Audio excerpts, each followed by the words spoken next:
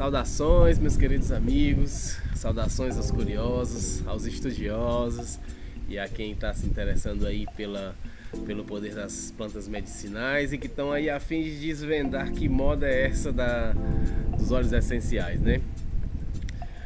E aqui nesses vídeos a gente está vendo que não é moda nenhuma, a gente está falando aqui um pouco nessa série sobre a história das plantas medicinais e como elas chegaram a se desenvolver para a parte da aromaterapia.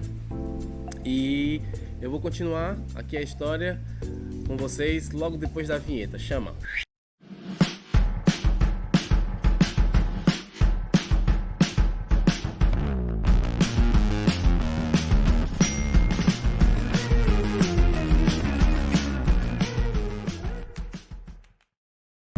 Chegamos então em 1500 depois de Cristo, né?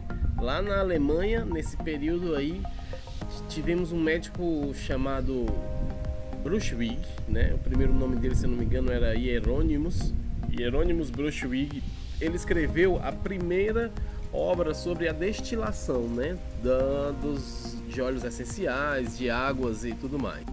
O Bruchwig, ele construiu diversos artefatos, né, para popularizar, né, a destilação de um modo geral. Ele escreveu diversos manuscritos, ele fez várias ilustrações com os artefatos que ele vinha criando, né, e essas ilustrações ajudaram demais a popularizar o processo de destilação, e ele chamou de essências de especiarias, drogas aromáticas, águas destiladas e quintas essências. Você pode procurar um pouquinho mais na internet sobre isso. Bruchwig tem vários desenhos sobre os artefatos que ele criou. E aí, em 1550, na França, mais bem na cidade de Grasse, aconteceu um fato inusitado, que enquanto Grasse era um lugar que era muito conhecido pela sua produção de couro, né? Couro de diversas origens, né? De gado, de ovelha. E aí o que aconteceu foi que nessa época Catalina de Médici, né, aí vivia, e ela recebeu de um correeiro, que eram os produtores de couro, chamados de correeiros. Um deles presenteou a Catalina com uma luva de couro perfumada, né, aromatizada. E ela gostou tanto desse presente que ela recebeu que inclusive ela manifestou publicamente a sua satisfação com aquele presente que ela ainda nunca tinha recebido. E aconteceu de que vários correeiros e várias pessoas começaram a dar um pouco mais de atenção para a pesquisa da aromaterapia, da produção de aromas e tudo mais. Sendo assim, acabou acontecendo uma mudança, né, de profissão lá do povo de Grasse. O que aconteceu? Eles começaram a pesquisar tanto mais. E hoje em dia, Grasse é uma cidade que é referência na produção de aromas, óleos essenciais para todo mundo da perfumaria. Inclusive em Grasse, hoje ainda existem lá empresas que funcionam há mais de 180 anos, quase 2 séculos de funcionamento, né, que veio depois desse progresso lá nessa cidade. E aí, bem, a gente chega então na Idade Moderna. A gente chega na Idade Moderna, né, século XIX, século XX, e no século XIX a perfumaria se torna uma indústria muito promissora, né, com esses novos estudos, com as descobertas, com as pesquisas que vem acontecendo. Ela se torna, a perfumaria de um modo geral acaba sendo muito promissora. No final do século XIX, os Rockefeller, a família Rockefeller patenteia as cápsulas, né? E aí começa, no começo do século XX, o início de um certo declínio no uso das plantas medicinais dentro do uso da saúde, né? A medicina alopática começa então a ter uma ascensão, começa a funcionar a pleno vigor, né? E aqui eu gosto de dizer que a alopatia ela tem as suas próprias virtudes, mas sanar apenas os sintomas não resolve a causa do problema, né? Então fica aí essa lacuna de que a gente está procurando, na verdade, uma cura e não solucionar apenas sintomas, né? Que acabam sendo apenas como o próprio nome diz, um remédio, só remedeia, não trata, né? E aí, avançando um pouco mais, a gente chega em 1910, onde teve um grande salto nesse período, porque um químico alemão, né, o químico alemão Otto Wallace, ele ganha um prêmio Nobel de Química. E esse prêmio Nobel foi justamente pela descoberta dos terpenos, né, um produto até então, um componente até então ainda desconhecido, e onde ele publica na obra Terpenos e Cânfora, né, que é extraído de plantas aromáticas. Depois desse prêmio dele, a indústria dos perfumes e óleos essenciais recebe um grande impulso, né, no mundo inteiro.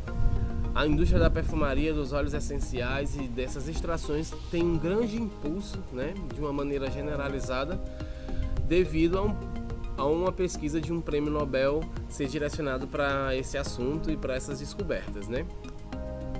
Chegando então em 1930, 20 anos depois, na França também, um grande químico chamado René Maurice Gattefossé, né? Ele estava em seu laboratório fazendo suas experiências, ele trabalhava muito também com aromas e conta a lenda que em um determinado momento houve um acidente, uma explosão e Gattefossé queima uma parte da sua mão, né? E desesperado com a dor, com aquilo ali, acontece de que ele abre um tambor desses e mergulha a mão dele num tanque de lavanda. Reza a lenda que ele nessa mesma hora, e ele retrata isso num livro que ele publica depois, que ele sentiu alívio imediato. Eu também já senti uma queimadura aqui no fogão, e quem já usou o óleo essencial de lavanda sabe que isso é imediato o alívio que você sente. E aí em 1937 ele publica o livro Aromoterapia, Óleos Essenciais e Hormônios Vegetais. Nessa publicação ele cunha o nome, né? Cria o nome que é usado até hoje como a nossa forma de estudo, né? Que é a aromoterapia, e a França se torna o berço dessa prática, e mais estudos começam a surgir a partir daí. Em 1940, pouquinho depois, um médico chamado Jean Valnet, ele vai para a guerra, né, como médico do exército, e ele leva na maletinha dele vários óleos essenciais para o tratamento, para ajudar a combater os ferimentos, as injúrias de guerra dos soldados. E uma das coisas muito interessantes é que ele percebe que os óleos essenciais proporcionam, diferente dos remédios alopáticos, uma cicatrização muito mais rápida, tem um trabalho anti-infeccioso, ou seja, feridas não chegavam a infeccionar, e as que estavam infeccionadas deixam de progredir e passam para um processo passam a sanar mais rapidamente, né? Uma grande importância do Jean Valnet foi que ele foi o primeiro médico a escrever um livro sobre aromoterapia, sobre o uso do poder das plantas medicinais, e o livro dele foi publicado em 1969, que se chama Aromoterapia, né? E uma das coisas muito interessantes é que ele fala numa entrevista em 1933 que ele afirma que não é preciso ser médico para utilizar a aromaterapia, apenas conhecer seus componentes e para evitar um uso contrário de alguns óleos essenciais. Partindo um pouquinho mais para frente, na Austrália, a gente tem uma enfermeira lá chamada Marguerite Maury. Não era o nome dela de nascimento, é o nome de casada, né? E ela estudou e testou vários óleos essenciais, sobretudo com finalidades cosméticas, né? Ela foi a primeira que começou a dar uma visão, holística sobre os óleos essenciais, né? E aí a Marguerite, ela desenvolve uma técnica ela já estava na Inglaterra nessa época, e ela desenvolve uma técnica que usava óleos essenciais em massagens, né? Ela foi a pioneira a introduzir essa visão holística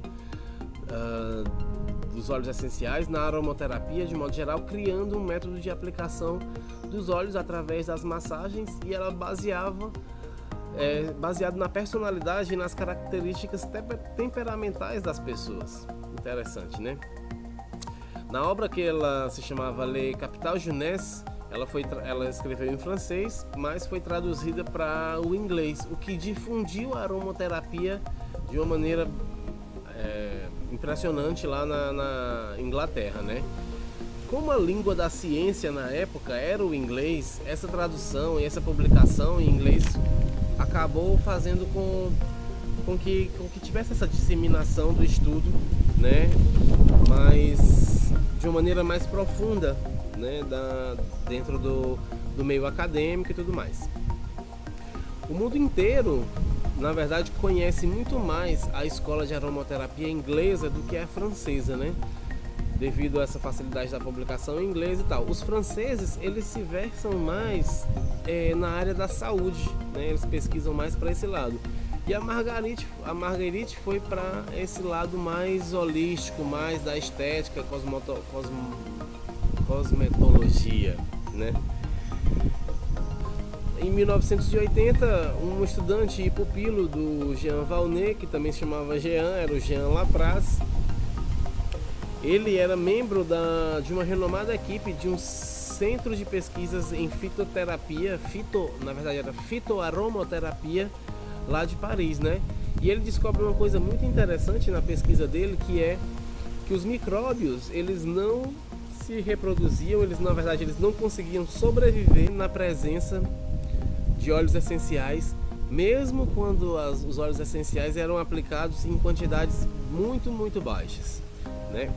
O que impressionou foi que os óleos essenciais também, eles matavam os germes, entretanto eles não danificavam o tecido do corpo, né? Porque até então existia um antibiótico, ele acabava matando tudo em volta, né? Inclusive uma parte, só que nós e alguns outros mamíferos de teste, enquanto nós tínhamos a capacidade de regenerar, né? Isso acabava não sendo um grande problema. Na Inglaterra, um aromaterapeuta chamado Robert Tisserand, ele está vivo até hoje, né? Ele foi um dos maiores responsáveis pela difusão da aromaterapia através dos cursos em países de língua inglesa. Ele publicou em 77 o livro The Art of Aromatherapy, a arte da aromaterapia, numa tradução livre minha. Em 77, o que ajudou ainda mais, né, a difusão da aromaterapia pelo mundo.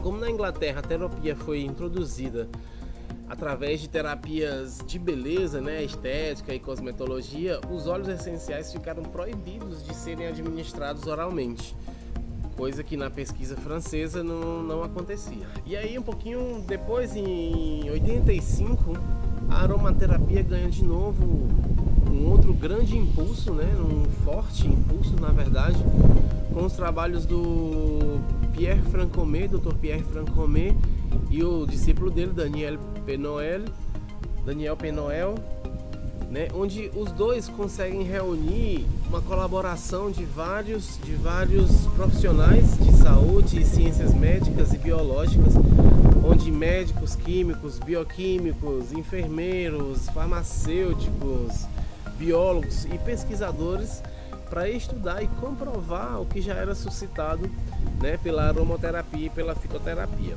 né? Esses estudos interdisciplinares conseguem dar mais força e mais poder de credibilidade, né, dentro do que vinha se estudando, porque envolve um trabalho interdisciplinar, né, e dá mais capacidade à aromaterapia científica como ela é hoje. Né? E isso foi o vídeo de hoje. Eu vou te pedir agora, nesse momentinho aqui, aquele like legal, aquela inscrição se você não é inscrito, tá gostando um pouquinho dessas informações que eu venho trazendo. Se inscreve aqui, ativa esse sininho, às vezes não é nada demais. Enquanto eu tô falando, só esse clique aí já vai dar uma super força. É assim que a gente sobrevive, é assim que a gente vai trazer mais informação pertinente, de poder, sobre a aromaterapia para você e para todo mundo que está precisando conhecer um pouco mais sobre isso. Fico com você, um beijo e até o próximo vídeo.